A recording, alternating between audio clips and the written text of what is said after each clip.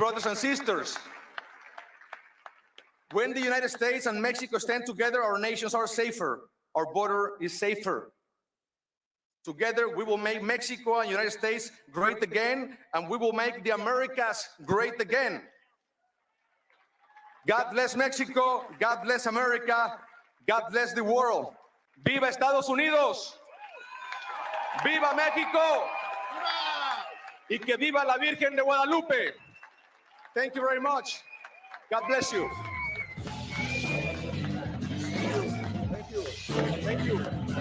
Thank you.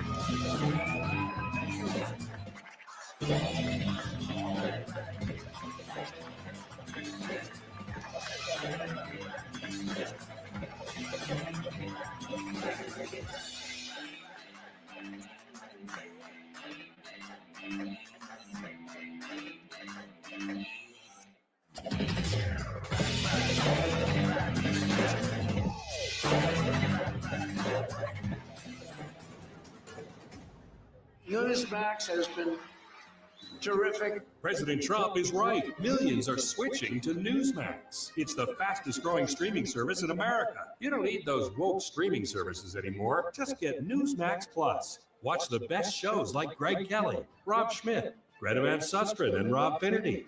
Greg Kelly over at Newsmax. The Newsmax people have been really, really terrific. Gain access to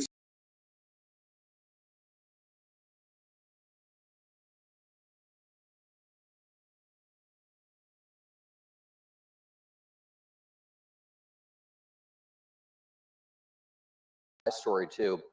In 2020, I was really gaining traction, and I was about to hit 100,000 followers on Twitter 1.0 at the time, and then I was just banned for like 3 years nearly until Elon Musk brought me back, and I'm now almost at 1 million followers on X.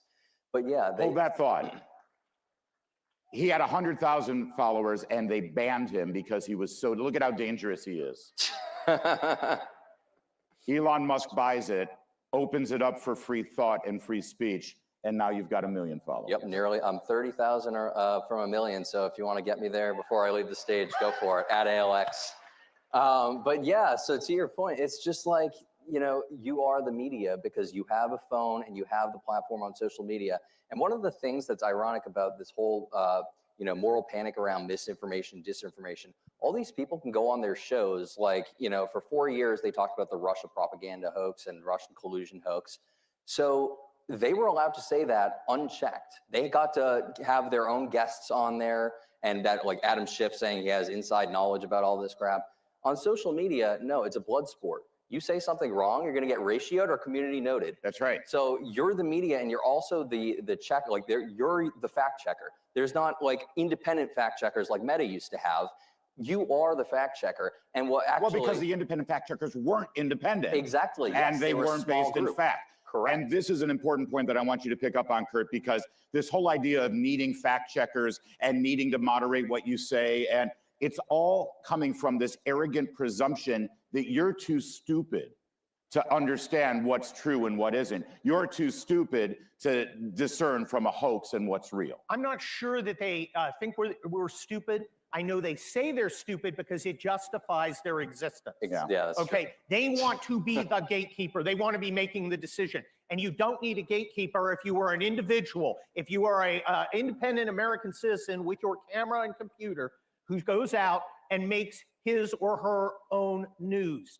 We don't need them. It terrifies them. Yeah. That is why Never Trump exists. Yeah. Because we didn't need them. That said, the platform and the technology and the freedom is there, and it's opening up more. Mark Zuckerberg suddenly is red-pilled, right? And that's amazing. But it all starts with this fist thrust in the air. It all starts with him yelling, fight, fight, fight, right? Because he has shown us how to fight. Suddenly you see Republicans on Capitol Hill are channeling Trump because he's contagious. And I think I'll give you a perfect example. George Stephanopoulos last year lied about Donald Trump.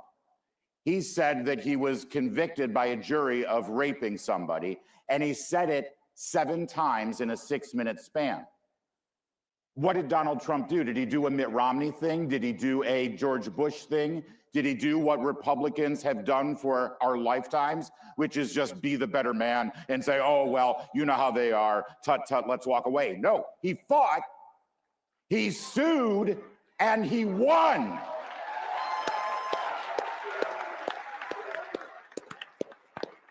And that's what we have to do. And the fight we have, I mean, listen, we're doing a victory lap right now because we've rendered the media irrelevant, but they're not going away. The fight continues, Alex, every day.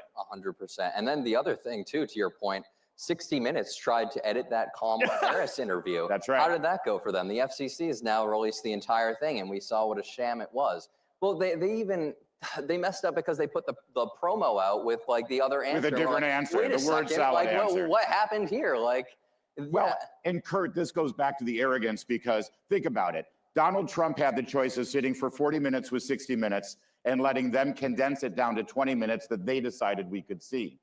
And they do that, by the way. They edit these packages because they think you have a short attention span. They talk down to you all the time.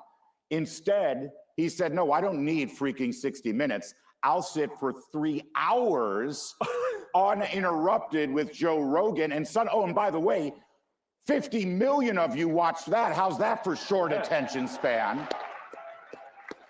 And here's the beauty of it. Kamala Harris wants to go on Joe Rogan. She thinks she's the get. She thinks she's in the driver's seat. Joe Rogan's like, get it. nah. Talk to the hand. Well, You don't set the conditions. They don't own us anymore. That's right. They're not in charge. We are.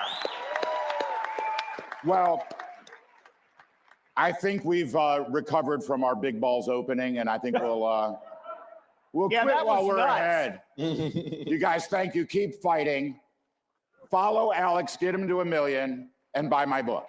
Hey, chopped liver.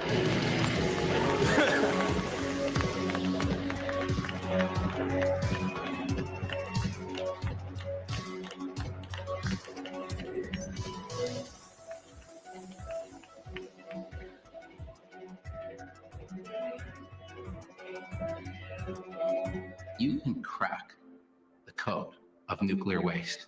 You've solved something that no one has attempted to do before and has succeeded. We're onto something big. We have the U.S. government partnered with us now to prove our technology out. Make America stronger. I want to provide limitless energy to the world, and I believe this is the path. Every institution today is under attack. The home, the church, the government. And many people are asking, what is the truth? Jesus Christ claimed to be ultimate truth. Are you willing to face the truth?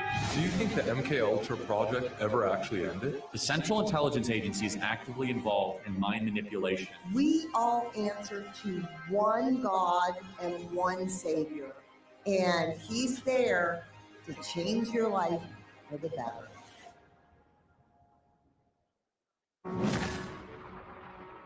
During my second term, we will fight for Alaska like never before. I'm excited about what we can do with President Trump in the office. We'll work together to provide affordable energy to Alaska and allies all over the world. More investment, more certainty, production, more exploration. Thank you to everyone in Alaska, and thank you to your great governor. I look forward to a long and enduring future relationship. Drill, baby, drill. Ladies and gentlemen, this is a conversation with National Security Advisor Michael Waltz and CPAC Senior Fellow Mercedes Schlapp.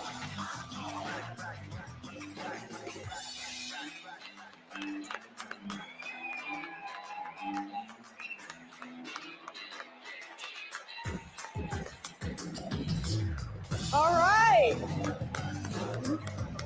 Woo, good morning, CPAC. Mike, are you ready? Oh, born for this. Okay, good. Let's go. I don't have a chainsaw for you. That's the only thing I couldn't get on the stage. You know, Elon Musk came in with the present. As a Green Beret, I left the belt-fed machine gun at home. There you Thank go. God, the Secret there you Service go. Secret Service. But you know what? Okay. Maybe next time. Yeah, if you'd like. Yeah, but How are y'all doing this morning? Okay, so how amazing was it yesterday? Seriously. I don't know how we can top it off, but we're going to top it off this morning with just one of our heroes right now in the Trump administration, someone who CPAC, someone that Matt and I admire so much, our National Security Advisor, Mike Waltz. So let's jump right in. Obviously, you've just come back from Saudi Arabia. You were meeting with Russian officials on really looking to find a solution to end the war in Ukraine between Russia and Ukraine. Tell me first how those negotiations are going. Any insight that you can give to our CPAC family here in terms of progress that's being made? Well, let me make one thing clear. We would not be in this position, not even close, if it weren't for the leadership of Donald J. Trump, period, right?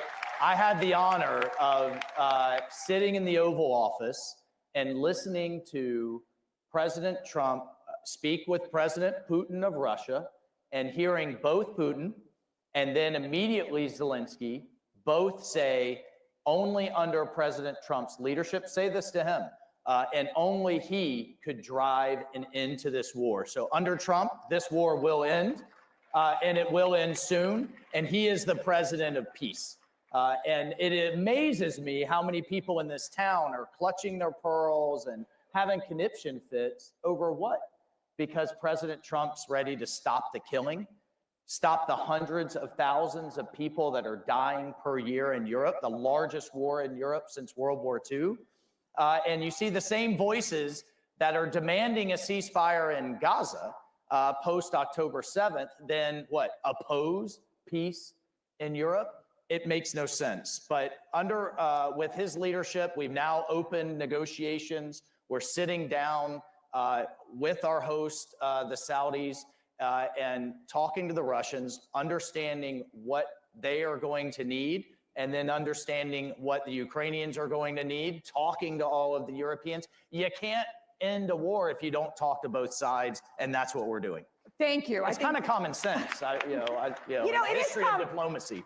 It is common sense, but you do find those in the media and the critics basically saying, how can you all be talking to the Russians? This is insane, right? They criticize the efforts that the administration is doing. And with that being said, President Trump has expressed his frustration with President Zelensky, trying to get to the point that we're dealing with how can we get a deal on the raw minerals? The United States has given over $175 billion to the Ukrainians. It seems like the Americans, there is that war fatigue. It's time to move forward. How are we going to get President Zelensky, to cooperate? Yeah. Well, so first, and this is the part that the media just wants to ignore, it was Zelensky last September as part of his victory plan. It was Zelensky that proposed, hey, let's go into a partnership together. Right. If the United States will invest in us, we have aluminum, we have gallium, we have tritium, we have all of these rare earth minerals that the modern economy needs. A lot of them are not fully developed. They need investment. President Trump's a deal maker. And so now President Trump proposes the deal, right, and sent our Treasury Secretary all the way out to Kyiv to propose it. And then we get this rhetoric in the media. Well, look, here's the bottom line. President Zelensky is going to sign that deal.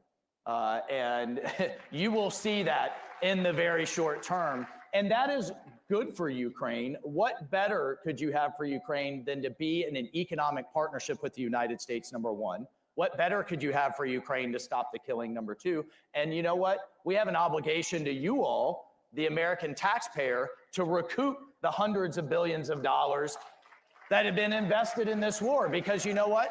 You know what Europe's contributions are? Europe's contributions are in the form of loans. And they're often paid back on the interest on Russian assets that have been frozen. So Europe gets paid back, but the American people don't? I don't think so, right? And so that's the deal that we're putting in place. That's good for everyone. And yes, you have to talk to the Russian side to understand how we're going to get both sides to the table. And that's what we're doing. Look, this is the common sense presidency. This is the presidency of peace. He's going to end the war in Europe. He is going to end the wars in the Middle East. He is going to reinvest the United States and our leadership in our own hemisphere, from the Arctic to the border to Panama, all the way down to our good friends in Argentina with Milei that you saw yesterday. And you know what? By the end of this all, we're going to have the Nobel Peace Prize sitting next to the name of Donald J. Trump. And who opposes peace? Like, I mean, how do the Democrats oppose peace? You bring up a great question, which is who opposes peace? Yet you've seen the European leaders under President Macron trying to bring the Europeans together in dealing with the Russian and Ukraine situation. They have been unable to move the ball forward. How are we going to bring our European leaders on board? Well, President, you know, and all, you know, the other narrative you have in the media is, well, we're not consulting with our allies in Europe. President Trump has talked to Macron twice last week. He's coming here Monday. The Prime Minister of Britain is coming here next Thursday. We are engaging all of our European allies, absolutely. The NATO Secretary General and I just spoke. You establish peace through strength. And we have been demanding that the Europeans step up and contribute to their own defense. And as of now, a third of our NATO allies still are not contributing the minimum, which is 2% of their GDP that they committed to a year ago, or I'm sorry, 10 years ago. So that's unacceptable. And if you know what, the Europeans want to take a bigger role in their own security, that falls in line with America First principles as far as I'm concerned, as far as President Trump's concerned. So you know what, he's kind of rattled their cage a bit. And now they're saying, you know what, suddenly they've found more. And they're coming to the table with more. Fine by us. We've only been asking for over a decade now. Shifting gears here to Iran. We've got Ambassador Mark Wallace with us, basically one of the biggest fighters in terms of ensuring that we can see change in Iran and leading the efforts incredibly here in the United States and across the globe. But I've got to ask you right now, what is this maximum pressure campaign going to look like in terms of Iran? How are we going to stop Iran from exporting terrorism into Israel and killing innocent lives? Well, first, thank God that Prime Minister Netanyahu, that Bibi did not listen to the Biden team and did not listen to Kamala Harris. And as a result of his leadership and Israel's leadership, Hezbollah in Iran is now decimated. I mean, the pager, beeper, and walkie-talkie operation is going to go down in history. And as a Green Beret, I appreciate a good covert operation. That was one of the greatest ones in history. So you have Hezbollah largely decapitated. You have a real opening in Lebanon that you haven't had in a generation. You have Assad gone in Syria. You have the axis of terror from Iran all the way to threaten our partners, Israel, essentially disrupted, and we need to keep our foot on their neck in that regard. And then from a maximum pressure campaign, the president just signed that executive order returning to maximum pressure to start keeping a foot on the neck of the Iranian economy. And look, just a few years ago, we were seeing that all of Iran's proxies were out of cash, that the Houthis, Hezbollah, Hamas, the militias in Iraq, none of them had the funds and the cash to continue their terror. We're going to get back to those policies that work, but key to it all is that Iran can never have a nuclear weapon. No. And why does that matter to everyday Americans? Look, if Iran has a nuke, there is a real question of whether they're a rational actor. And they can take out our ally Israel. They can launch against the world. They will have that nuclear umbrella to launch these all of these other attacks. They cannot have a nuclear weapon. And under President Trump's leadership, we will ensure that does not happen. Israel.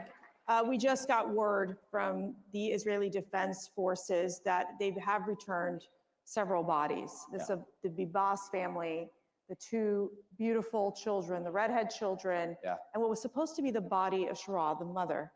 Apparently, that doesn't seem to be the case. IDF is saying this is a serious violation of the ceasefire. What's your message, one, to the hostages, their families, from the United States, from President Trump?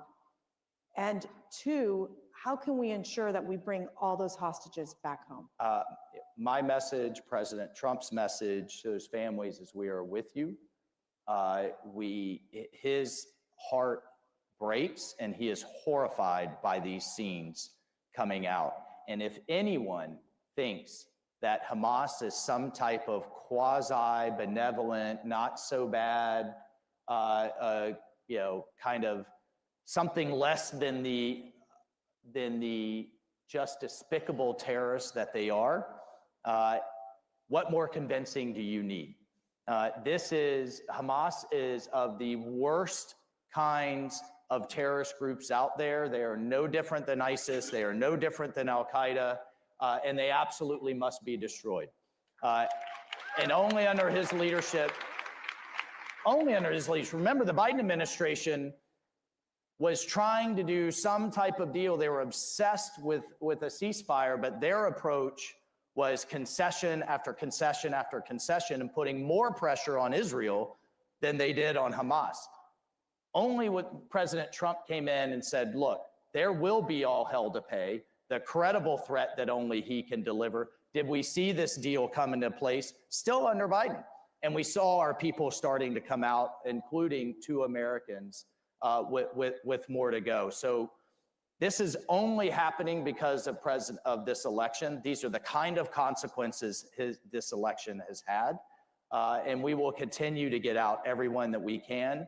But remember, just 6 months ago, 8 months ago, you had college campuses, right? You had students, you had faculty, you had protesters celebrating Hamas, talking about from the river to the sea, having the worst kind of anti-Semitism. And now we've seen, and we just saw yesterday, the despicable people that they are and why they can never be allowed to run Gaza and why we can never allow another October 7th again. And there is a lot of talk about 2-state. You know who doesn't want a 2-state? Who will never allow a 2-state? Hamas. And this is why they can never, they just cannot exist going forward. China is one of our biggest threats. We have seen how China has infiltrated our institutions, has brought fentanyl into the United States, has stolen our intellectual property, have basically made so many deals with many Latin American countries, African countries. They're trying to be strategic in ensuring that the U.S. does not get involved in some of these regions. This has significantly changed under President Trump. Walk us through how we're going to deal with this threat of China. Well, remember, President Trump is who pivoted us, pivoted the whole national security apparatus back in 2017 and 2018 to deal with the threat and the competition that China is. But he firmly believes we can win this economically, we can win this through our supply chains, we can win this through our markets and fair trade deals, and at the same time, rebuilding our great military under, how about our Defense Secretary, Pete Hegseth, right? Getting them focused on being the most lethal and most badass military in the world and projecting that strength. But at the same time, he appreciates the infiltration that's going on. And we just had Panama say, you know what? We're done with Belt and Road. We're done with allowing China to infiltrate critical strategic assets like the Panama Canal. And again, it's only been a month, folks. Yeah, we've still got it. We told the president, you said, you have a full 4 years. We don't have to get it all done in 4 weeks. And just final thing, because you mentioned fentanyl. We are going to unleash holy hell on the cartels. Enough is enough. We are securing our border. And the cartels are on notice. You've seen images of the Mexican army doing joint patrols with our border, with our Customs and Border Police, and with our military to secure the United States border, because without a border, you don't have a country and you don't have sovereignty. And if there's not anything more than America first than that. And so a lot of, going back to things that worked in the first term, but you know what we have now in the second term? We have a team that is 200% on board with the vision of President Trump. And we've got a great Secretary of State, a great Secretary of Defense, Secretary of Treasury. We've got the Team Florida with Susie Wiles and our Chief of Staff. Like, we are hitting on all cylinders, and we don't have a president that's year 1 or even year 5. He's year 9. And we are building the rocket as we're launching it, and it's just been the honor of my lifetime to be a part of it. So I was going to ask you who can bench press more, Secretary Hegseth or Mike Waltz, but I'm going to skip that question. We're just going to go a little personal here. Yeah. You wake up every morning. You have one of the most important jobs in the administration. I'm working for a man who doesn't sleep, but That's yes, true. So that means you're not sleeping either. Yeah. What drives you? What inspires you to do what you do every day? You know what? It really is. It's been about 20 hours a day. And he's going 21 or 22. I don't know how he does it. I thought I was in 4th gear as a member of Congress and a colonel and a Green Beret. I've now found 3 more, and he stays in 10th. But here's what drives me. These guys. I don't know if you can see this bracelet. This is one of my Green Berets that I lost in combat. And every morning I get up, I look in the mirror, we get ready to go, and I tell myself to be worthy. Be worthy of their sacrifice. Be worthy of those Gold Star families. Be a citizen that is worthy of this blessing that we all wake up with, breathing free air in the greatest country on earth. But we got a glimpse the last 4 years of what the world and what the country would look like under progressive lack of leadership. The world got a glimpse of what the world coming unglued, starting with the disgraceful withdrawal from Afghanistan and how that was done through the wars in Europe. We went from the Abraham Accords to the Middle East on fire, and out of control border. I think, and the president is thinking about this a lot as well. Of course, he wanted that second term. But you know what? Maybe God had a different plan that the world had to see and feel what it would look like in the country without him. And now you're seeing this amazing embrace of his leadership in the world. But be worthy, everyone. Be worthy of those that are out there right now willing to die for all of us, and those that did give the greatest sacrifice for all of us. And thank God we have a leader back in the White House that not only appreciates that, loves them, and loves all of you, and is willing to run through brick walls to get big things done for this country and for peace and security around the world. Well, be worthy. I'm taking that with me. Be worthy to do this incredible work. I just want to thank you. And I know on behalf of all of us here at CPAC, we thank you for your service. We thank you for your sacrifice. We thank you for supporting and giving advice to this great president and in serving in this administration. Ladies and gentlemen, our National Security Advisor, Mike Waltz. Thank you so much. Thank you, CPAC. Thank you.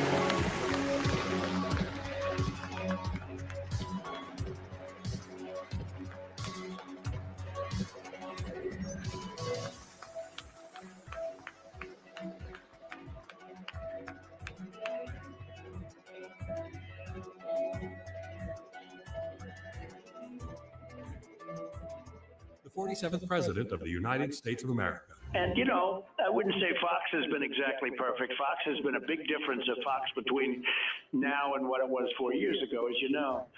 But we have others that come along and they're doing well, and Newsmax has been really good, and, others are coming along, and people are seeing that they're watching these conservative networks. President Trump is right. That's why millions of Americans are tuning into Newsmax for the real news they can trust. Live with you from CPAC. I can't hear you. I made MAGA war room posse deplorable. Everybody's here. We the people, all united. Days of thunder. That's where the news is. Every institution today is under attack. The home, the church, the government. And many people are asking, what is the truth? Jesus Christ claimed the ultimate truth. Are you willing to face the truth? Do you think the MK Ultra project ever actually ended? The Central Intelligence Agency is actively involved in mind manipulation. We all answer to one God and one Savior. And He's there to change your life for the better.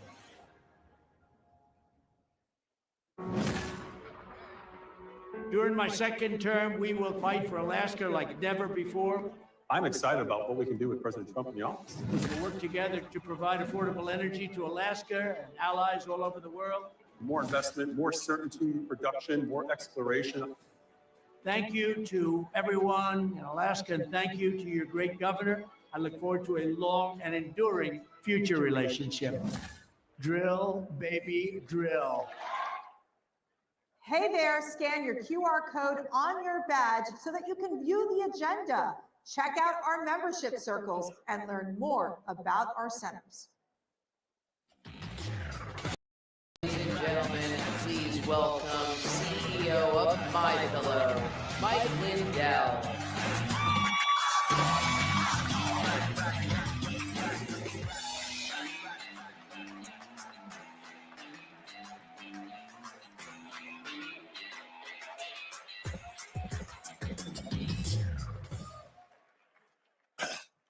Thank you, everybody.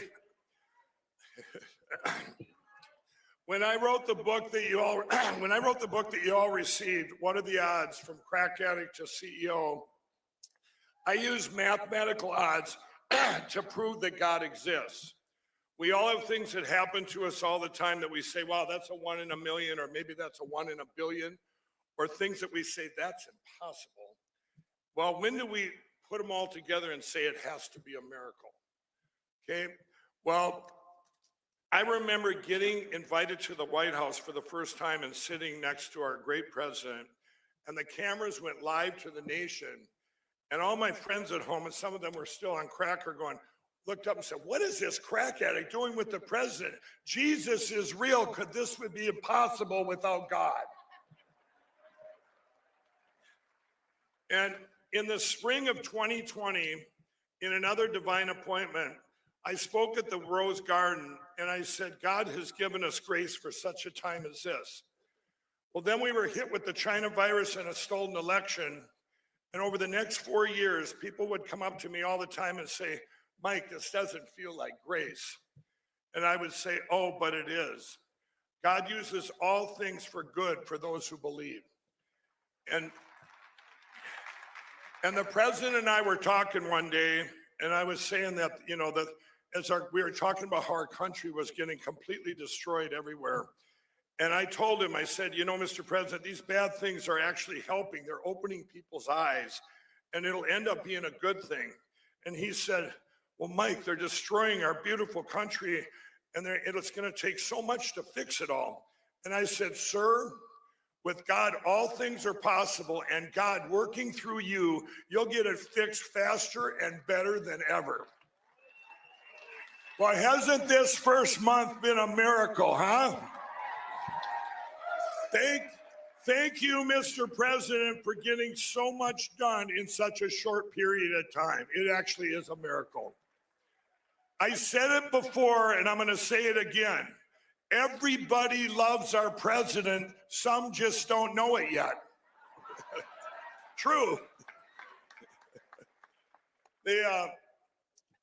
This has all been on God's timing, and I believe our great president, if he was put in right after the stolen election, we would have lost our country forever. It would have been too soon.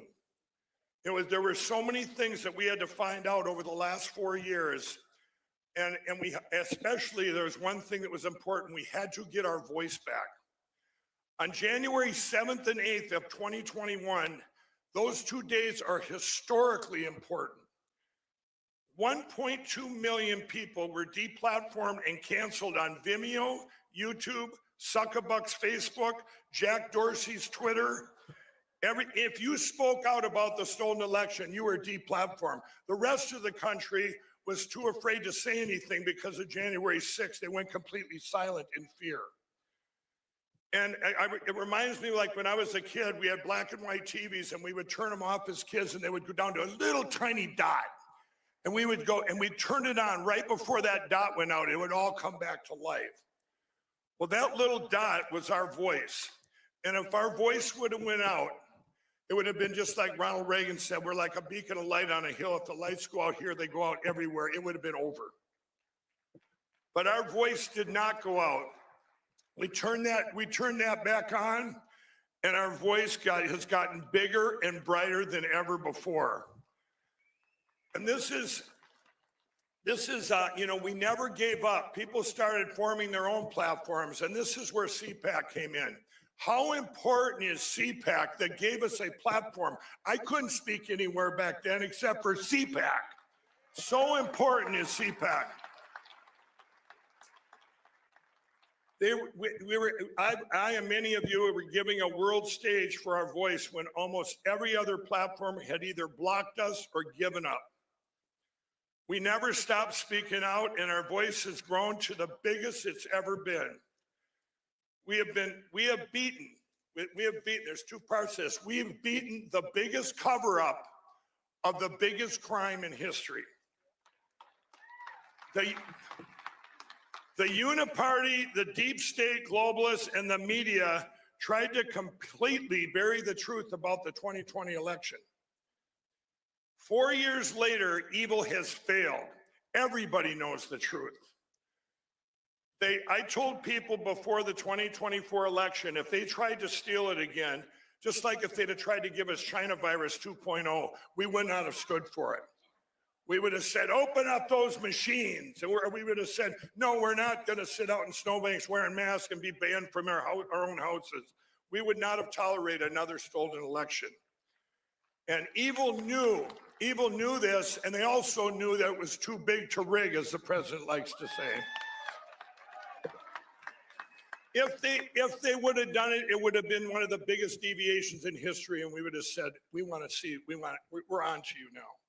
Well, that's their tool to steal elections. By the way, and the media will like this, the fake news, they did steal 4 senators and 9 congressmen that my teams know of in this last election, just so you all know that, okay? 132 countries have banned electronic voting machines, and they've done it for a reason.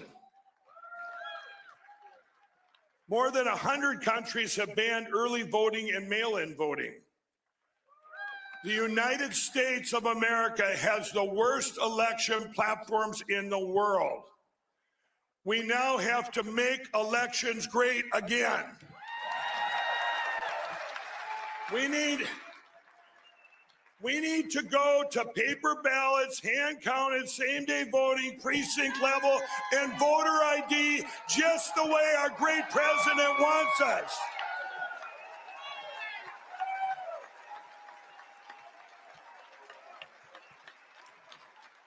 We have to lead the world in secure elections. We cannot let this time with the greatest president in history be in vain. This must be the time that God triumphs over evil. We have to have our voices stronger than ever, and we will never, ever stop until, with this critical timing, we have to get to paper ballots. We will never stop. We have to get there now. I encourage all of you to go to LindellTV.com. This is my voice. We have the greatest mayor ever, Mayor Rudy Giuliani over there.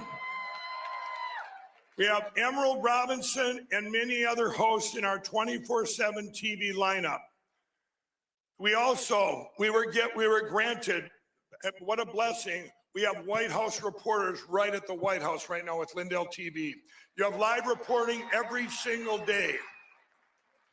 And I'd like to thank, I needed help. And I'd like to thank our great new sponsors like Fisher Liberty Gold and Air Water Healing, they're going to be there at the booth. But during these times when I was canceled, they're trying to cancel everything I stand for to get rid of these machines and go to paper ballots.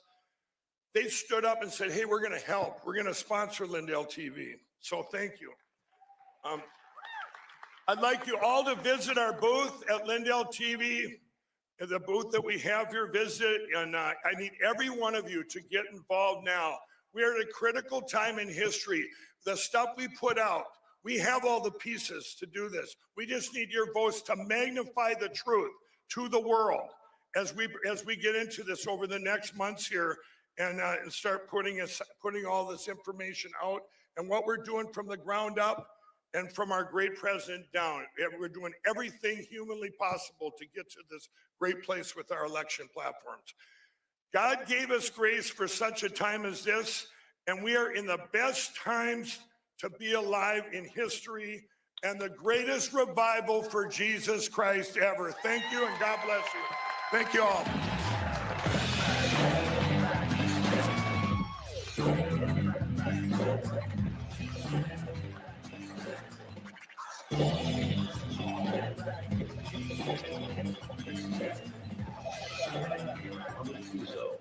Four-time Prime Minister of Slovakia, a small, proud country in the heart of Europe. In May last year, an opposition activist tried to assassinate him for his policies. For politics based on the ideals of fight against fascism, for wanting an immediate end to the war in Ukraine, for the return of common sense and the barrier against wokeness, when he endorsed constitutional definition of marriage as the unique union of a man and a woman. For his grasp of reality when he vetoed the compulsory redistribution of illegal migrants among the European Union member states, for pursuing a sovereign Slovak foreign policy to all four cardinal points, for treasuring freedom of speech and rejecting the politics of single correct political opinion. For the first time, Prime Minister of the Slovak Republic is coming to CPAC.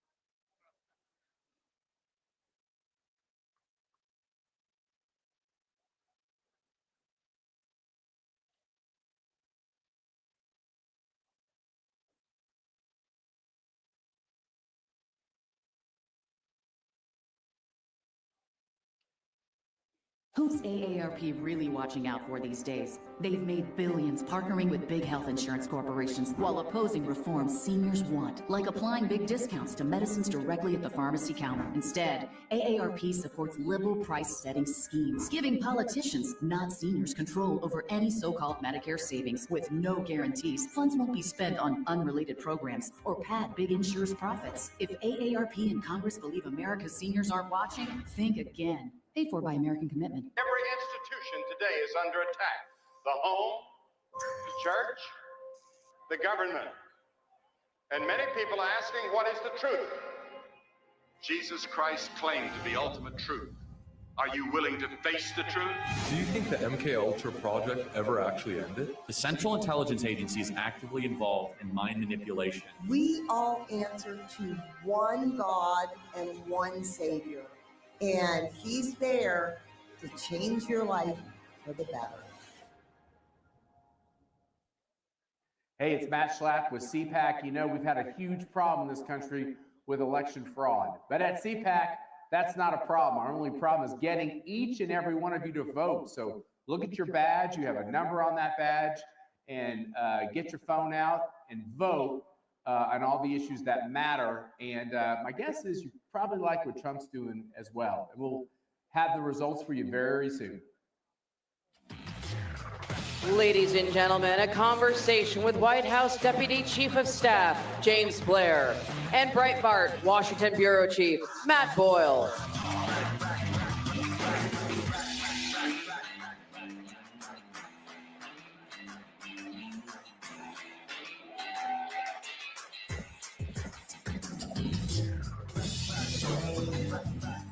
James, how are you, sir? Good to see you, Matt. I like those cufflinks.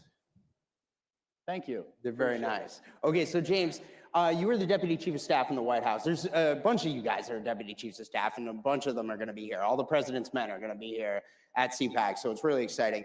Tell us about your specific role in the White House. We were talking about this last night. Tell us about the various departments that you oversee inside the White House. Yeah, I really oversee the external portfolio of the White House. There's three main components to that. We have our Office of Legislative Affairs, which obviously is really the president's lobbying arm on Capitol Hill. We have the Office of Political Affairs, which is just the political operations that come from the White House and run externally, of course. And then the Office of Intergovernmental Affairs, which deals with the interplay between federal, state, and local governments and tribal governments. Okay, so we're seeing right now in terms of a pace from President Trump, I mean, the amount of executive orders, I think I saw somebody say that there are more executive orders we've seen President Trump sign than there are primetime viewers on CNN, right? Like, but we're seeing the level of action is just incredible, right? Like it's rapid fire, lots of different action out there. I'll tell you the person that I think would really, and I know a little bit of something about this because I work for Breitbart, that I think would be absolutely loving this is the one and only Andrew Breitbart. And at CPAC, of course, we got to give Andrew Breitbart a shout out because Andrew Breitbart was CPAC, right? But tell us what it's like in there in the White House every day. It seems like it's a pretty crazy, wild schedule, if you will. It's a frenetic pace for sure, but you know, the president has thought deeply about what he wants to accomplish in the time he was not in the White House, obviously. And he's been spending a lot of time planning and obviously asking his team to plan the actions that we've executed so far. So I get asked a lot, was all this planned? And you know, obviously new ideas come up every day, but a lot of it, if not most of it, was planned.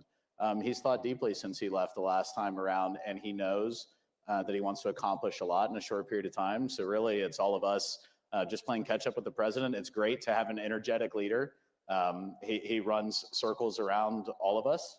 He doesn't sleep. He works all the time, and he's really committed to making this time in office very useful for saving the country. I mean, he's just going to do what he said he was going to do, and that's it. All right, so James, one of the major departments you oversee is political affairs, obviously.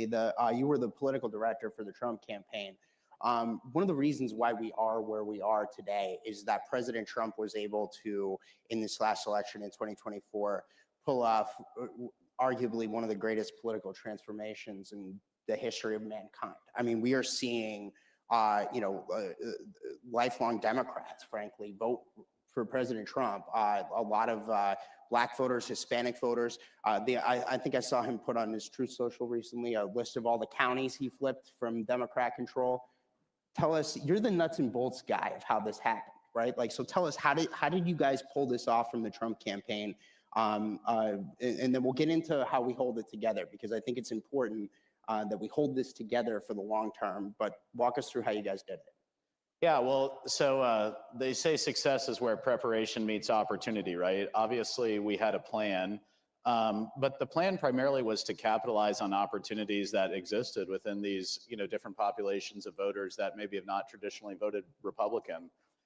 We've really seen, I mean, the last 10 years, really since President Trump came into office, has been a slow-moving realignment politically.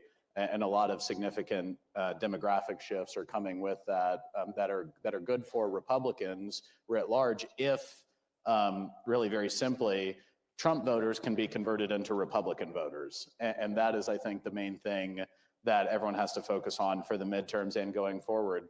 And I think the reason for that is issues. I mean, good policy is good politics. President Trump is not like every Republican politician, as we all know, for the last several decades, particularly cuts against the mold of Washington.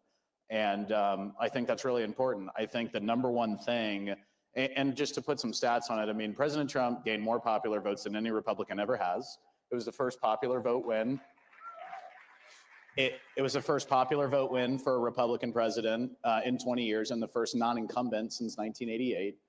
The House Republicans won more popular votes than they ever have, and he swept the Senate majority into office. And really, President Trump performs above all other Republicans. And that's because a lot of these voters that are with him have not come over to the party. And the way we solve for that going forward is to pass the agenda that he campaigned on. That's what they voted for. And I think that if we give the voters what they paid for with their vote, they will reward us with a long-term political realignment.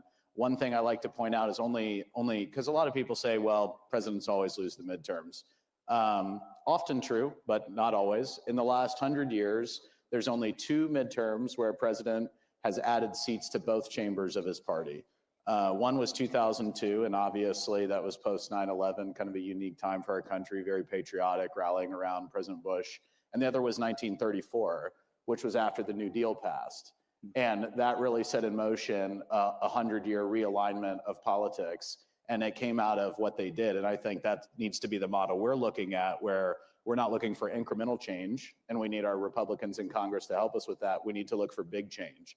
And I think if we enact big change, which the president campaigned on, we'll be rewarded politically for a long time. Couldn't agree more. So it feels like we have a different look. I've been doing this for a long time at Breitbart. I've been at Breitbart for 12 years. I've been reporting in the conservative movement for 15.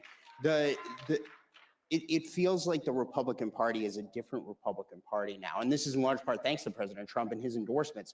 We've got new incoming exciting senators, people like Jim Banks from Indiana, who I think we heard from yesterday, Bernie Moreno from Ohio, Dave McCormick from Pennsylvania, Tim Sheehy from Montana. I mean, these are exciting young voices that are, 8 years ago, President Trump had a rough time of getting his cabinet through. This time around, he's actually beating with a smaller smaller majority of his party, Barack Obama from 2009 when he was confirming his cabinet. The Trump's cabinet is almost all confirmed now. How has the party changed in a better way that is reflecting this transformation that we're talking about? Because it's bigger than Trump, I think. I think it's happening in the Senate. It's happening in the House, too. Absolutely. I mean, frankly, I think our Republicans in Congress are getting on board and seeing that we can do things differently. Look, with the cabinet, President Trump selected a cabinet that reflects the diversity of the coalition that swept him into office and the diversity of thought, and that was important to him. And we're grateful to our Republican senators for moving them through with, relatively little hiccups overall. And I think the president's view is that those voices are what the people voted for, and that is the government they want to see. And I think the Senate sees that. I mean, it's undeniable ultimately. And I do think that thinking back to 8 years ago, many people feel that in some ways President Trump's presidency wasn't given a chance because of the attacks that started from really pre-day one. And I think they recognize how much time he has spent reflecting on his 4 years in office and how he has come through the greatest weaponization in history, all the things that we all know. I mean, nobody has undergone more challenges to get to an office than President Trump. And I think they're quite deferential to giving him the opportunity and the team he wants to not have that happen again. And despite those challenges in the first term, he had a historic presidency. And now I think the feeling is, well, if we just support him and support the folks that helped get him elected, then maybe we'll all do better. A rising tide will lift all boats. And I think that's what we're seeing. So, James, the big question is, the first major elections we're going to see in just a few short weeks here in Wisconsin. We have Wisconsin Supreme Court races coming up in April. The governor races and state level races later this year. We got some special elections coming up for some of the seats that have been opened up by cabinet picks. We've got, and then we have the midterm elections less than 2 years away. So how do you guys make sure that the political transformation we saw in November, those new voters, lock in beyond just that 1 year, that it isn't just a fleeting thing, that this is a lasting political realignment, similar to the 1934 one you're talking about in the FDR years? Yeah, I mean, it's not easy, that's for sure. The Wisconsin Supreme Court race, we've been looking at numbers there, and there's some folks getting involved for the conservative That'll be challenging, I'll say. I mean, it'll be challenging because if you look at the data in Wisconsin, what carries President Trump is a group of voters who only vote when Trump is on the ballot. And the thing that we have to accomplish in all of these elections is getting that specific group of people. You know, there's super voters on both sides, but getting the people that are sort of with the Trump worldview, who aren't necessarily Republicans, but many of them, you know, would sort of consider themselves that now, is getting them to go to the polls when President Trump's not on the ballot and helping them understand that supports his worldview ultimately. Mm-hmm. And just to kind of bring this around, look, you have a standing army out here in the audience, right? These are President Trump supporters out here, here at CPAC. The millions and millions of people watching at home. What would be your marching orders to these folks out here in the audience that are watching this event right now, that are watching us have this conversation? What do they need to do to help solidify this political realignment? Well, I mean, two things. One, put in the legwork. Obviously, we always need volunteers. And in the Wisconsin Supreme Court race, you know, the Wisconsin GOP and many others are getting involved. And if you've got time to spare, go do it. It's very important. There's a lot at stake in that race. Not the least of which, you know, could be the future of congressional maps, which is very important. We'll see what happens. But you know, just spread the word and continue to, frankly, encourage Republicans that are down ballot of President Trump to support his agenda, which is often, but not always, exactly aligned with, you know, the historic contours of the party. I mean, the last thing I'll say is I'll leave you with this. There's 13 seats in the House of Representatives that are occupied by Democrats that President Trump won. On average, the Republican underperformed him by 5.2 points. There's only 3 seats in the House that Republicans hold that Harris won. So that gives you some sense of the fact that we should be playing offense here. But that requires bringing all of the other Republicans up to the vote coalition that President Trump has and brought into office. So follow the Trump agenda and pass it, and we will all be rewarded for it. Really exciting stuff. Thank you, James, for a great conversation, and give our best to President Trump. Thank you. Yeah, thanks, Matt. Thank you, sir.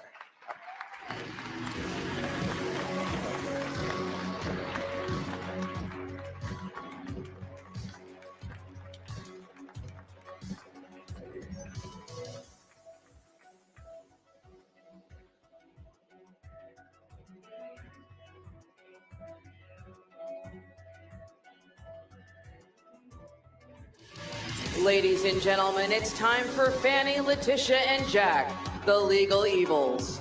Please welcome Senior Fellow at Claremont Institute, John Eastman, and partner at Tactic Global, Barry Bennett.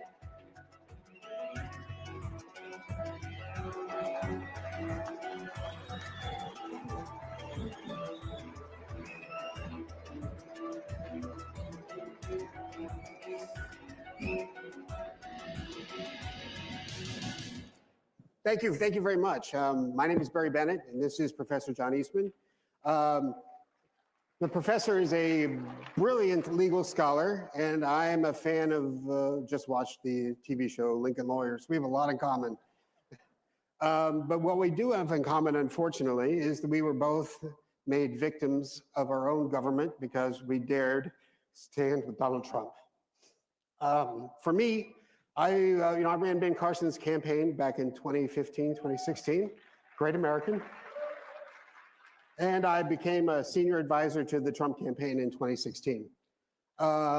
Within months of working at the Trump campaign, Obama's CIA director, John Brennan, gave my name along with 25 others to the Five Eyes to ask our so-called allies to spy on us in the Russia gate.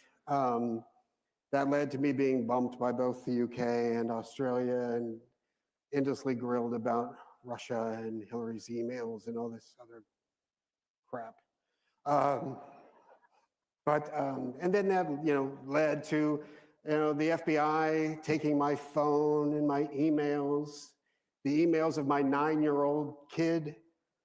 They took my Uber Eats account. They got a lot of information there. But,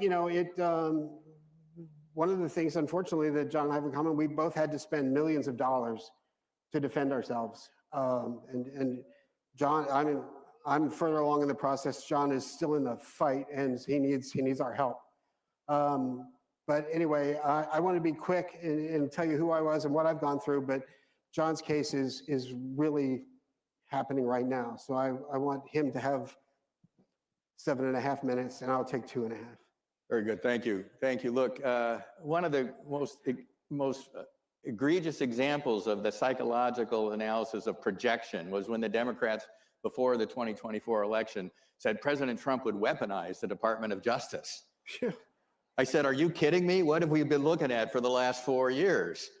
You know, they took my phone in New Mexico outside of a restaurant with an egregiously broad warrant that said all the data on your phone. Now, we fought a revolutionary war to stop that. That's called the general warrant. The Fourth Amendment requires that they identify what they're going to search and seize with particularity.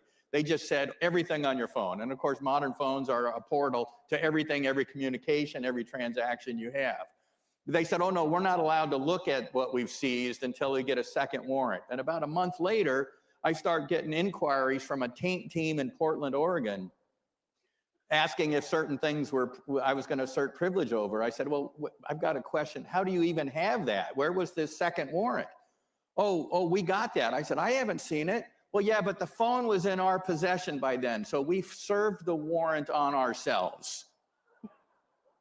This is utter nonsense, and they are shredding the First Amendment, the Fourth Amendment, the Fifth Amendment, the Sixth Amendment, the right to counsel, the right to attorney-client privilege. I had a client, my wife would, sometimes he would forget the time zone difference from where I was on the West Coast and where he was, 4:30, 5:30 in the morning, and my wife would nudge me and said, you better get that, it might be the client. Well, the client was the President of the United States. And he asked me to help him get the legal challenges to the fraudulent and illegal election in 2020 for the courts to actually consider that.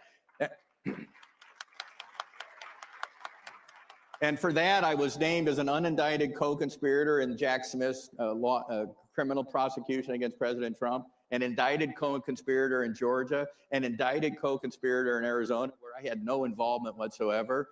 They've put my bar license in California currently on inactive status. I can't practice out there. At least I'm still able to practice before the Supreme Court of the United States.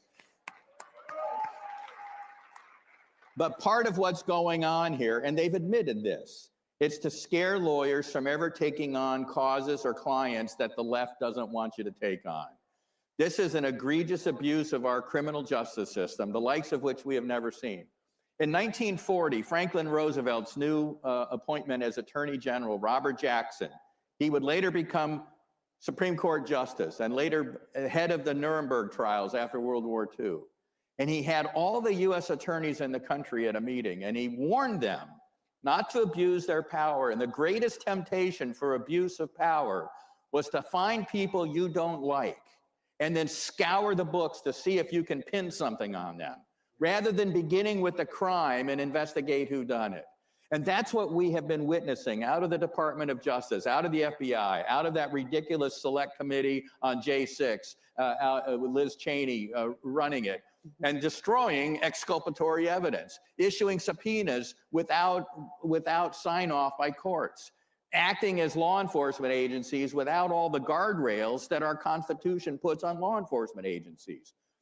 And people have said, well, Eastman, why don't you just look forward and leave it alone, don't look back?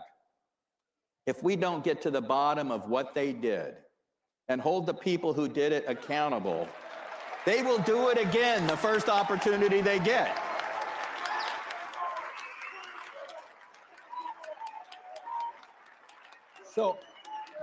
So I have been thrilled with all of President Trump's nominees, but I think the one that is going to be most relevant to this fight is the one that got confirmed yesterday, 51-48, Kash Patel. Because in my view, what we have been witnessing is a nationwide conspiracy to deprive political opponents of their constitutional rights to free speech, to assembly, the right to petition the government for redress of grievances. And if you don't hold people accountable for what they did for that, that's a federal felony, by the way. There's a group called States United Democracy Center. They filed the bar complaint against me in California. They're a rabid anti-Trump organization designed to go after all the lawyers that were trying to help Trump. They were the ones that were hired by the Attorney General of Arizona to prepare the prosecution memo for the electors and me and unindicted co-conspirator Trump in Arizona. And I've told media, I said, that's a little like hiring the Fox to do the safety memo for your chicken coop. It's utter nonsense. And the people that are doing that need to be held accountable. And you know, if they spend some time in prison, maybe the next time they get power, they'll be a little bit hesitant about taking on this kind of lawfare against us. Amen. Amen. And we'll never get our privacy back. We may never get our reputations back, but this must not happen again. That's right. I teach at the Claremont Institute, our summer fellowship program, and I was teaching our John Marshall Fellows, young lawyers, when the indictment in Georgia came down, and everybody's phone starts going off, and they made fun of it at the end of the week when they did our big roasting. But the gentleman that roasted me then turned serious, and he said, "What we saw here was an exhibition of courage, and courage is contagious." And then he said, "If you think about the last line of our national anthem, it's not so much whether that flag was still waving, it's what kind of land it is waving over. Is it still the land of the free and the home of the brave, or is it now the land of the coward and the home of the slave?" And ladies and gentlemen, I've got grandkids, and I'm not willing to hand them over to a land of the coward and the home of the slave. We fight this battle until we win permanently. We fight it every day. We fight it in the streets, we fight it in the courts, we fight it wherever we can, because our freedom is too precious to give up.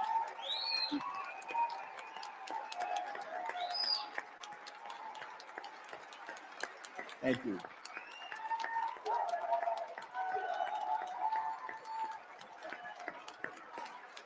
You think about it, our founders pledged to each other their lives, and they meant it. Their fortunes, and they meant it. Just ask Robert Morris, who funded the Revolutionary War largely. But most importantly for them, more important than either of those, they pledged their sacred honor. What kind of sacred honor will we have if we hand off to our grandkids an enslavement contrary to what we inherited from our forebears? This is the fight for our time. It's the fight worth having. I can't think of anything more important to be doing. And I thank you all for being here and for the army that you are, for keeping America free, keeping America prosperous, and let's make America great again. Thank you all. Thank you, guys.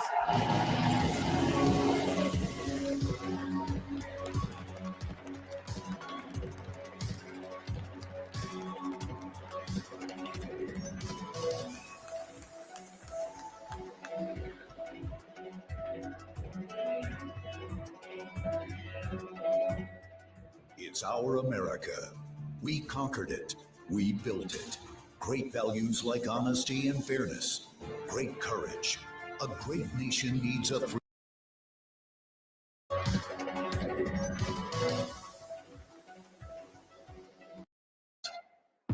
President Trump has taken a stand. I think you've seen more and more companies coming back and back him. More and more employers in America have backed him because we're getting rid of these DEI policies and all these things that have drifted into our education system to start to pick winners and losers and actually separate us and put us back decades in regards to social and biblical justice. And so I just think that we should all understand the spiritual time in which we're living right now in America, particularly with our children.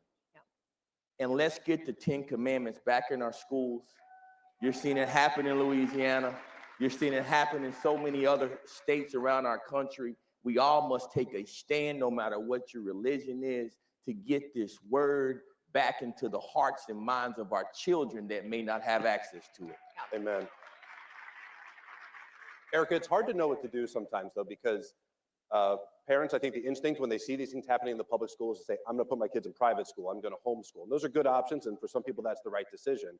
But you also don't want to forfeit the public arena to the other side. And then again, it's our children who are vulnerable and impressionable. How would you've got children, you're in the later teen phases with your children. How would you advise a parent with little kids like me? My kids are younger, they're like 11 to 2. We got a spread of 4. And we're struggling with it. Like we're asking ourselves a question right now, what's the best educational model? How would you advise a parent, given the system we have now, how would you advise them to go about making those decisions? Well, that very dilemma is what got me involved in education. As you mentioned, I wasn't an educator, I was a CPA, but I have 3 children. And for one of my children, the A school that I was sending him to did not work well for him. He was miserable, therefore I was miserable as a parent.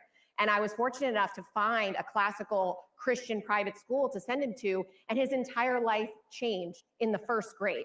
He started to love learning and thrive in that environment. And I thought, well, how many other Darrens are out there? And can I help by serving on my local school board to give them options? But that's when my eyes were opened to the education monopoly and the corruption that is happening in our school districts. What I would say is, the left wants to say that our obligation is to the collective. But as parents, our number one obligation is to our family and to our own children, raising them in the things of God. And that is your contribution to the community. Raising your children well and making sure that they are prepared to be good citizens in this republic. And so you need to take care of your own children first. I personally would not send my children into a public school in this day and age. I don't care if it's an A or not. I don't trust them. And so I would do whatever I possibly could to find the right educational environment for my children. You take care, put your own mask on first, help your children, and then do things for your community. Run for school board. It's not a bad thing to do, but a lot of the families that I know that are running for school board that are involved in education reform, they took care of their children first, but they're there, as I was, to help take care of their community and other children that don't have that same opportunity. Right, because the public education system is everybody's. Even if your kids are homeschooled or you go to a private school, that's your school too. We're paying for that. We deserve to have an influence there. We're seeing a huge shift in the country with regard to DEI. It's been unpopular for a long time, but we're seeing major institutions and politicians starting to come on board and get with it.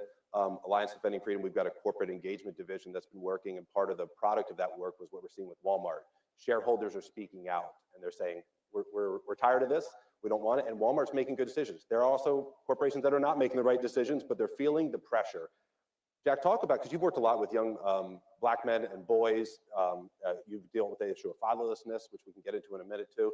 But talk about the impact of DEI and that general mentality on the education system.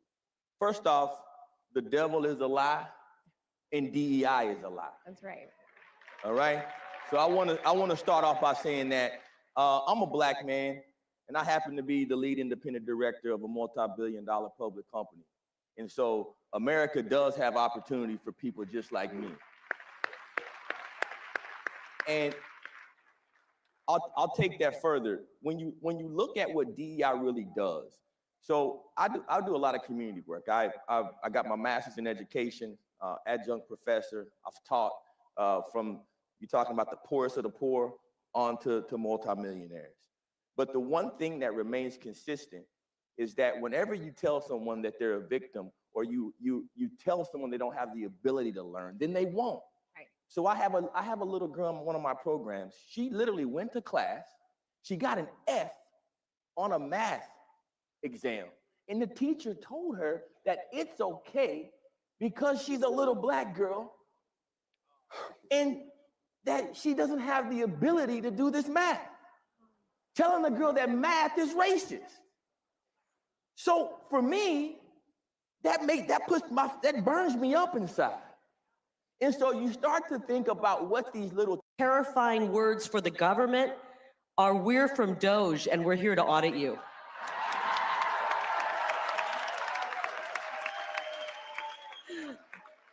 When Elon and the boys show up, I think they're a little nervous, aren't they? I prefer a hands-off government. Am I alone in that? Hands off.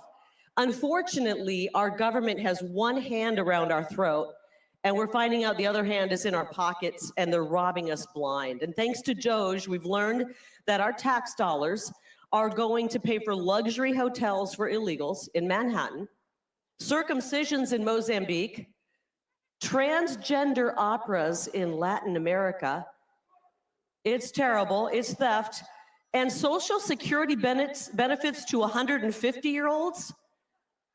The only 150-year-old I know is Joe Biden. I mean, and apparently there's millions of them. There's even people that are over 150 that are allegedly getting all of these paychecks. So that's just the tip of the iceberg in Washington, D.C. It's really kind of like the D.C. creature is like an animal infested with ticks and parasites. From the work from home bureaucrats to the handouts and carve-outs and pork, the entire D.C. economy and the surrounding states thrive off of the freebies. But it's not free for us, the hardworking Americans. We're the ones funding this. Our money is lining these swamp creatures' pockets. We're paying off their friends. We're funding the fake news to broadcast this insane narrative across the globe. It's terrible. And knowing all of this and knowing how the odds have been stacked against us, it makes what happened on November 5th even more of a miracle, right? And we got to thank God for that. We got to thank God for that. We, the people, worked, we rose up, and we said enough is enough. We've had enough of this. And now, thanks to President Trump's radical transparency, we are learning some cold, hard facts about our government. I've never felt more betrayed by the government and, frankly, the media mouthpieces back in the fake news. This is the biggest scandal of our lifetime, the biggest fraud ever perpetrated on humanity, and any real journalist would be dying to cover this story. Unfortunately, we're still surrounded by too many fake journalists out there. Have you noticed they're grasping at their pearls, acting offended that the fraud is being uncovered? They're offended that we would question the bureaucracy that spent money trying to perform sex changes on monkeys while claiming that FEMA is too broke to help Americans.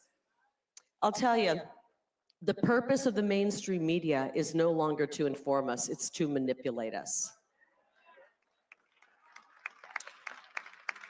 Have you been following the AP drama? Have you heard about this? It's known as the Associated Press. I kind of think of them as the anti-American propagandists. They're very, very mad about the renaming of the Gulf of Mexico. Now, they have no issue with swapping out Kiev for Kyiv or switching the spelling of a country named Turkey. I didn't even know it was possible to spell that another way. But they have just been horrified by this name change. Remember, these are the same people who didn't want to call riots riots. They wanted to call them mostly peaceful protests. But they will die on the hill of refusing to call that big, beautiful body of water between Texas and Florida the Gulf of America, which is what it is, by the way.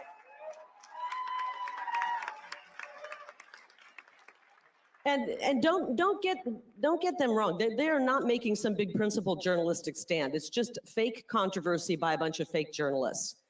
Where was the AP? And I don't know if they're back there. Where were you, AP, when moms and dads were losing their jobs for refusing to get the untested COVID shot? Where were they? It was crickets. Where were they when moms had to cover their babies' faces with masks? They weren't covering that. Where were they when the boys were in the locker rooms with girls? You know what they were doing? They were actually siding with the people who were perpetuating that insanity on us. They're criminal. They are. They still pretend the 2020 election was the most secure election in all of history. They never even questioned the impossibility. It's impossible that Joe Biden got 81 million votes. They're still sticking to, you got to give them credit. They're still sticking to their story. But what kind of journalist supports the hiding of 40,000 hours of video footage so that we can see for ourselves what really happened on January 6th? I still want to see that. Don't you want to see that video? They want to cover their narrative. They want to keep their narrative going. A real journalist would never support censorship. Every single time I've stood on this stage with all of you at CPAC, I've told you to turn them off, cancel your subscriptions, just tune them out. And it turns out it actually worked. We rendered the fake news worthless and useless.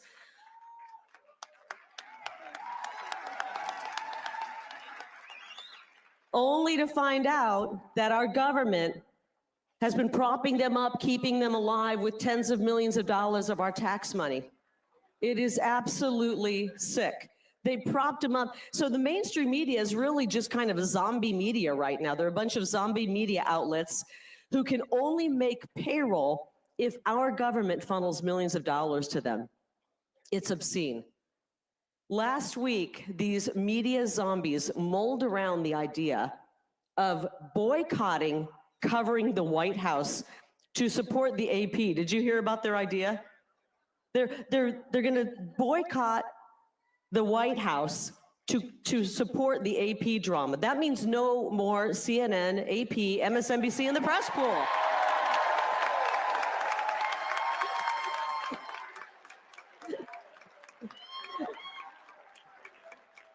I got a message for the fake news.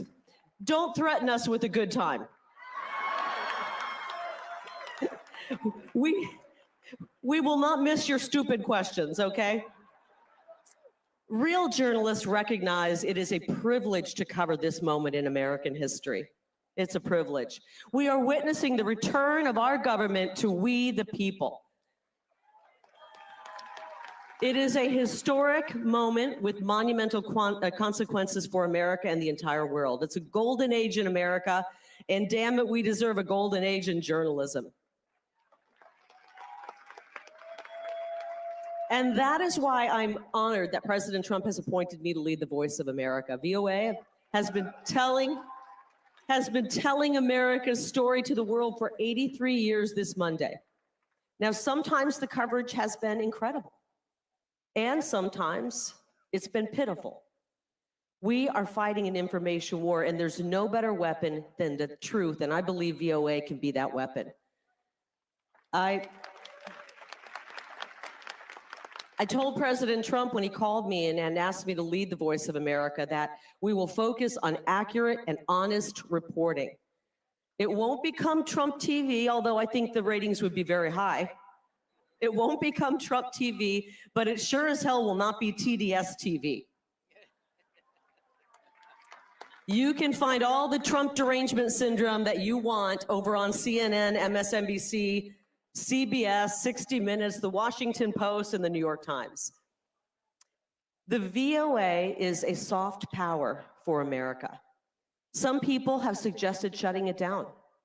And with all of the corruption, I get it. I totally do, with all the corruption we're seeing. But I believe it is worth trying to save. With a relatively small budget, along with honest reporting, we can spread the values of freedom all over the world and prevent trillion-dollar wars. I'm for that.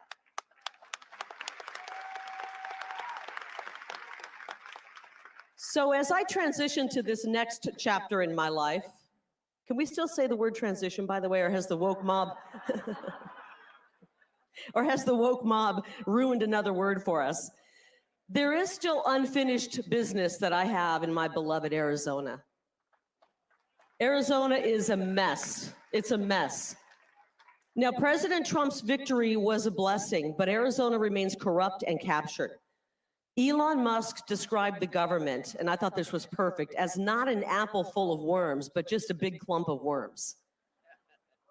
I know, someone just said, ooh, it is a gross thought, isn't it? Well, Arizona is the same, and we're gonna deworm it.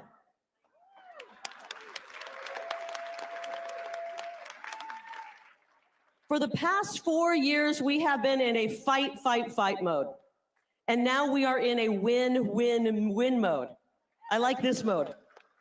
And I will say, people always say to me, Kara, you agree with the president on everything. Surely you have nothing you disagree with. There is one thing I vehemently disagree with President Trump on.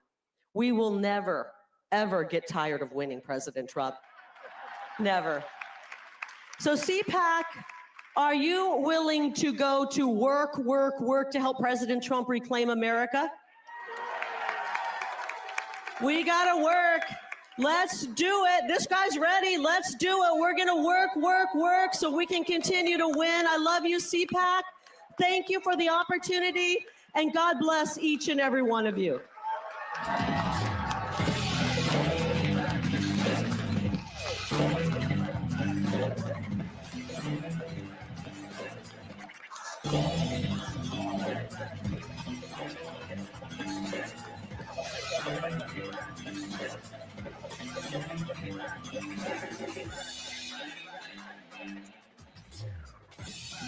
Ladies and gentlemen, please welcome Deputy Assistant to the President and Senior Director of Counterterrorism, Sebastian Gorka.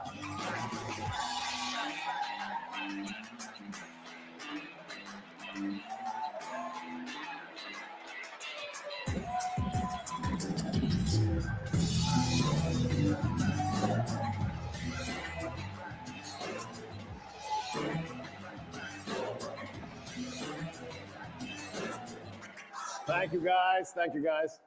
At ease. At ease. What a firebrand that is. She doesn't need to be director of the Voice of America. She is the Voice of America. Let's hear it for Kari Lake.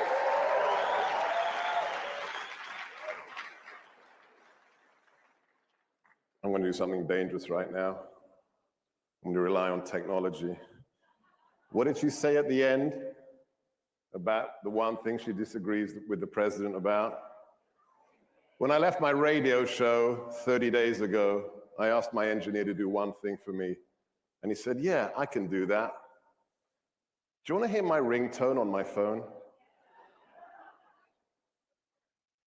We're going to win so much, you may even get tired of winning. And you say, please, please, it's too much winning. We can't take it anymore. Mr. President, it's too much. And I'll say, no, it isn't. We have to keep winning. That's my ringtone.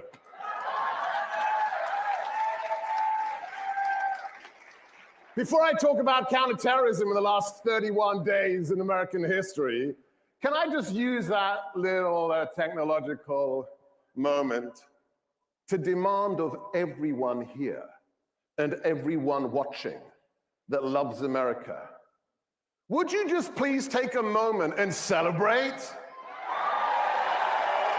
You did it. You made it possible to take back the republic. Think of what we did. I thought if we're going to win, if the boss comes back, it's going to be insanity. It's going to be protest, the pink pussy hat cat, insanity. Where are they? Where are they? We crushed them, the Patriots. 77 million.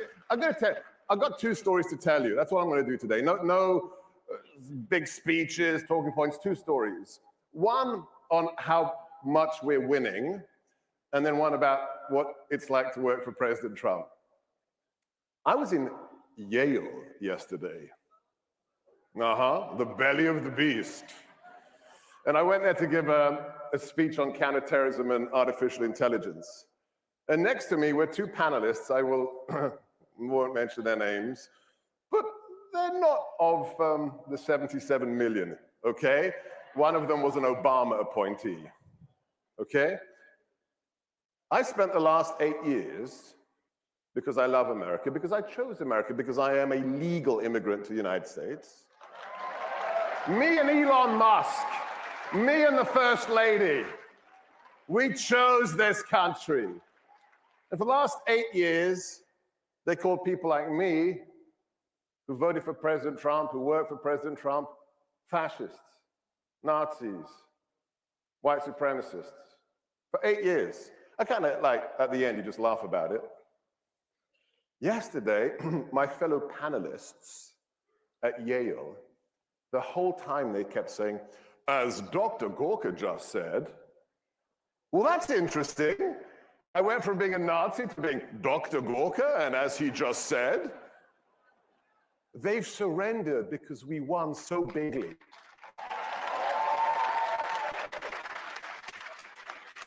So celebrate, smile every day, enjoy it, revel, revel, revel in what you have done. I was at Fort Bragg on Tuesday. This time is just like, I think I've been at work for about 3 years already. And I was at Fort Bragg, and indeed. And I was there to see our operators. and the commander of Joint Special Operations Command. And the naval officer who was looking after me, I asked him, so when are we renaming the base? Because Pete, you know, Secretary Hegseth.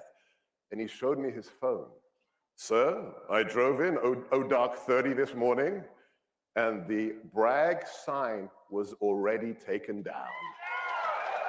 Winning, winning. Pete, if you're watching, Mr. Secretary, I want to be there with the screwdriver when we put it back, okay? Always brag, forever brag. Okay, so let's get to the real meat of this discussion.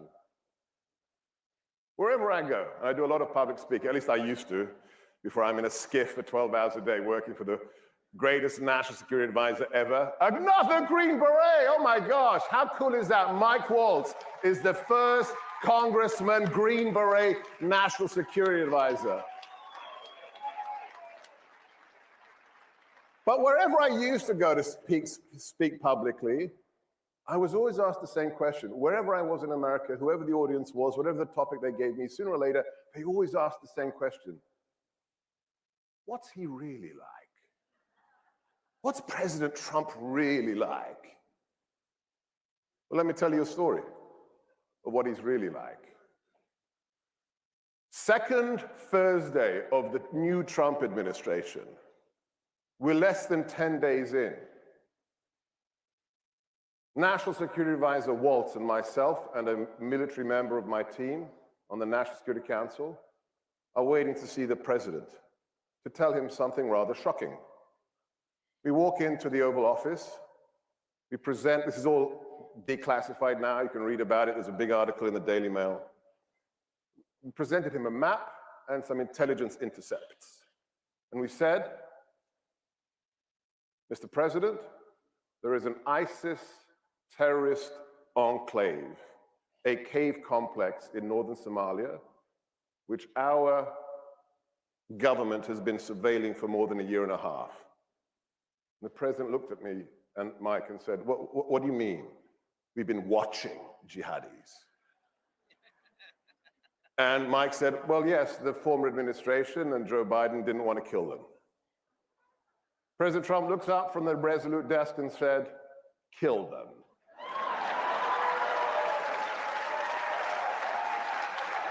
He got out his iconic big Sharpie pen and ticked the go box on the operational orders.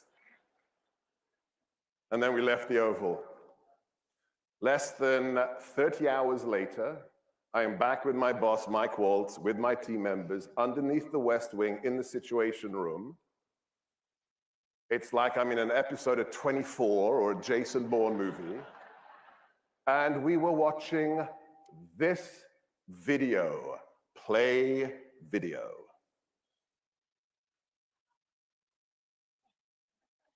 Now this was classified as I was watching it at the highest level. That is a leader of ISIS, responsible for training, recruiting, financing, and deploying jihadis across the world to kill Americans and our friends and allies, hiding out in a massive cave complex in northern Somalia. We are watching this live, but remember, ladies and gentlemen, this is not a movie. This is real life, and this is what President Trump did to him.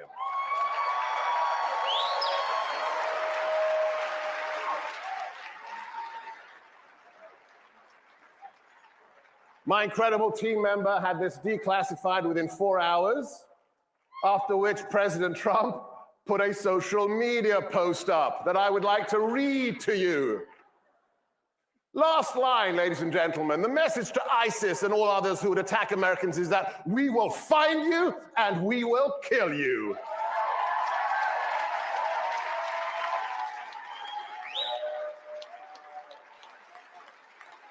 For 4 years, we placated our enemies. We gave billions of dollars to Iran. We opened our borders to anyone who wanted to come in and kill Americans. 100,000 fentanyl deaths in 1 year. In the last 30 days, we have designated the cartels as terrorists, and we have unleashed the hammers of hell on ISIS.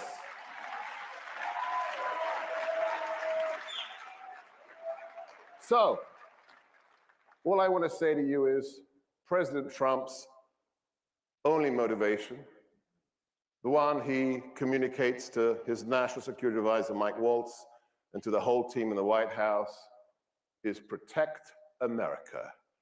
And that is exactly what we are doing. Whether you voted for him or not is irrelevant. He is such a patriot. He wants you to be safe and he wants you to prosper. That's the real Donald Trump. So, please keep the president in your prayers, his family, but also smile and be happy. You won. All right, guys, let's get on.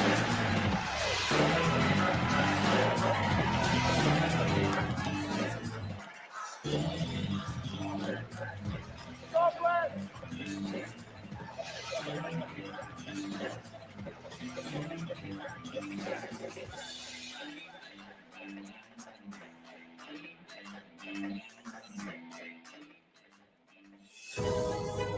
We have been lied to. We have been deceived. And I've been saying for years, the moment that moms find out what's going on behind closed doors in their children's schools, there's going to be a national revolt. And that is exactly what you're seeing. Well, what we have learned is that there are members of Congress who aren't really representing the values that we care about as moms. When you start telling moms they're not your kids, they're going, what are you talking about? The main reason why we've been losing is because we've been fighting principle with policy. We need to fight principle with principle because when we do, freedom wins. What America is going to look like in 10, 20, 30 years from now, you are deciding it today. Motherhood is a great unifier, and mothers of all political persuasions are uniting together to defend and protect their children. And Moms for America is giving them a powerful voice and platform to be able to do that. You are creating the future of our country, and if you don't like what we see, you have the power to turn it around. When my children and my grandchildren ask me, where were you when the Republic was hanging in the balance? I am going to be able to tell them, I was right there, fighting to my last breath to save it. If you think that this mom-led revolution is just a little thing that's going to come and go, you ain't seen nothing yet.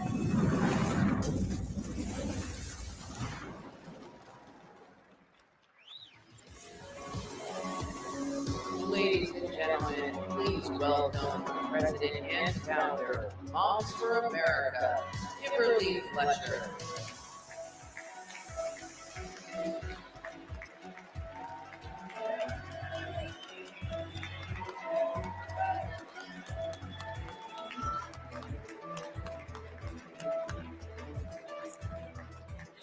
Is it not a great day in America? So I am so excited to be here with you guys when we're happy, because it really was really close to being really, really terrible. And now I wake up giddy every morning looking at my email going, what do we have today? It's awesome. But there's some things that we definitely should be celebrating. The confirmations, the gulag has been opened, the pardons have been done. Women are women again. And I was so honored and thrilled to be with the president and 47 of our moms and their daughters when he signed that, we should not have to say historic, executive order protecting women's sports and our safe spaces. Everything that we asked for, we're getting. And I am so grateful to be living at this time. But I want to make sure that we do not forget 2020. Because those 4 years, if the president of the United States, I love saying that, if he had gone from one term to another, he would not be anywhere near as effective or on target as he is now. And the things that he's getting done, he knows. We don't have the luxury of time, but he cannot do it himself. The calls that you made to make sure that the confirmations went through, that made a difference. And I have to say, I was thrilled to be able to get the text from RFK that said, We made his day when he came out of the hearing and went in and out of the hearing and had all those moms out there in their purple shirts and Moms for RFK. And it was awesome. So these guys are there. Things are happening. Children are being rescued. But there's a lot that we have to do, and we have to do it together because they cannot do it alone. I do want to make sure, though, and take a moment to thank Elon Musk, because prior to him taking over X, we had been permanently suspended from Twitter. No way to get our account back. And then this white knight comes galloping in and pushes a button and pays a bill and says, "You're back." So thank goodness that we have a voice again. This mighty movement of moms has been incredible over the last 2-3 years, rallying moms, pulling them together, and being able to be a voice for common sense and truth, and promoting those principles and values that we hold dear. There are some things that we have that we're doing is pretty exciting, because the message of Moms for America, reclaiming our culture for truth, for family, for freedom, for the Constitution, those principles of values of freedom are resonating not just across the country, but around the world. And I have had all these people from these other countries who have said, we need a Moms for America in our country. I'm like, I don't think that's going to work. It's Moms for America. But we can have a Moms for Hungary, and we can have a Moms for Europe. And we are uniting all of those moms who have come to us, big announcement. We are launching momsforfreedom.world to collect the moms, gather them together all over the world to stand for these same principles and values. We are a very solution-based organization. And so when we see a problem, we don't just talk about the problem, we come up with a solution. And when we find somebody that we can partner with that has a solution, we get excited. One of those partners is the Child ID program. And we are thrilled to be able to partner with the NFL and the attorney generals across the country, law enforcement, and standing to protect our kids with these child IDs.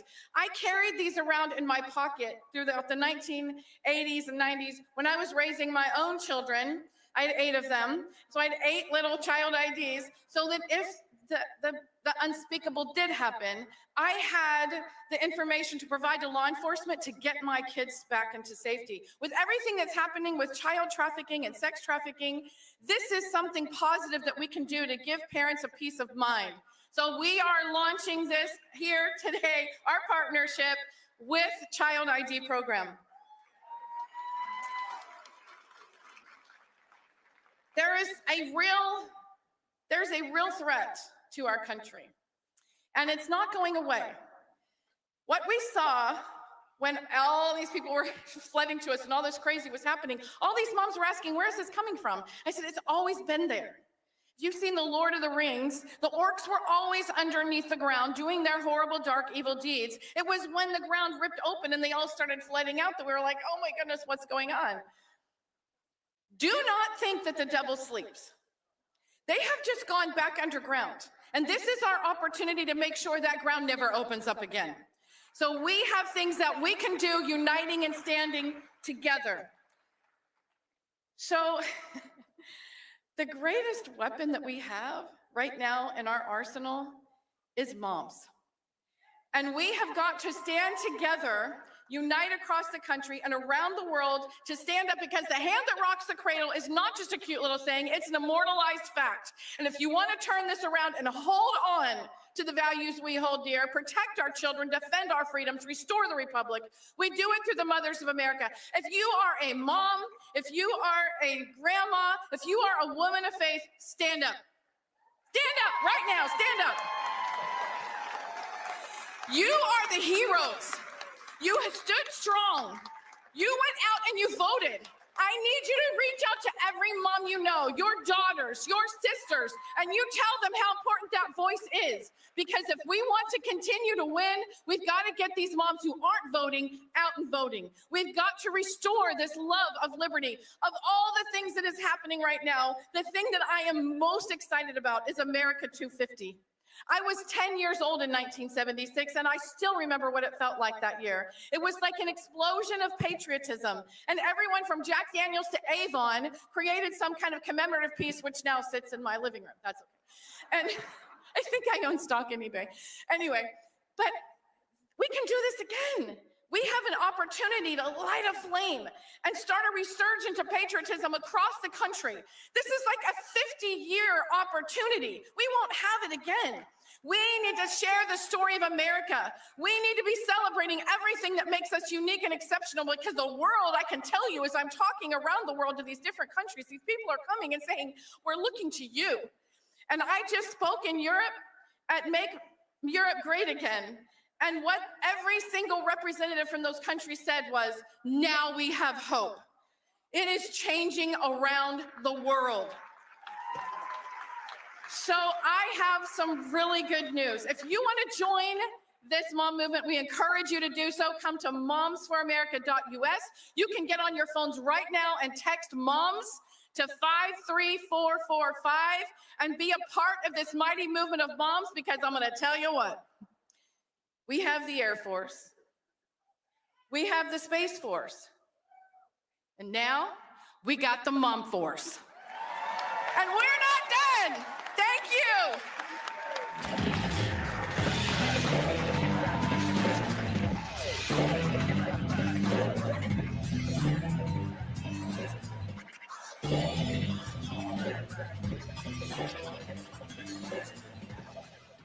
Ladies and gentlemen, please welcome the host of The Benny Show, Benny Johnson.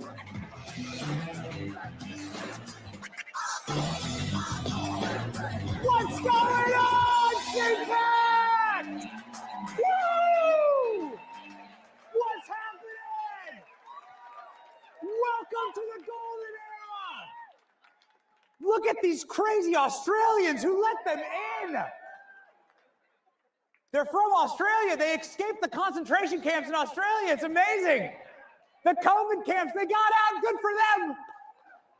Way to go. We're going to save Australia. But we're having a great time saving America, are we not? Let's frickin' go. Yes. CPAC, I'm so proud of you, by the way. Can we give you all, can you give yourself a hand?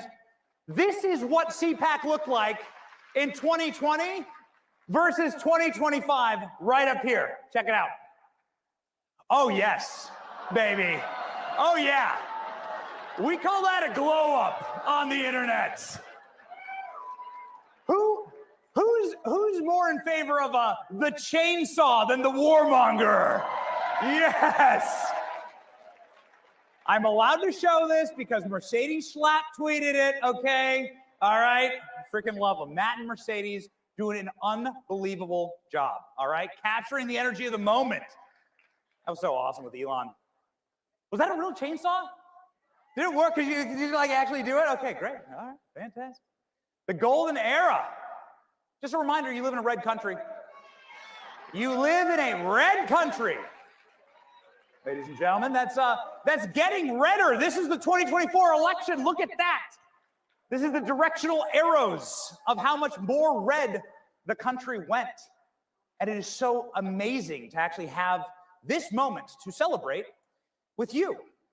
Because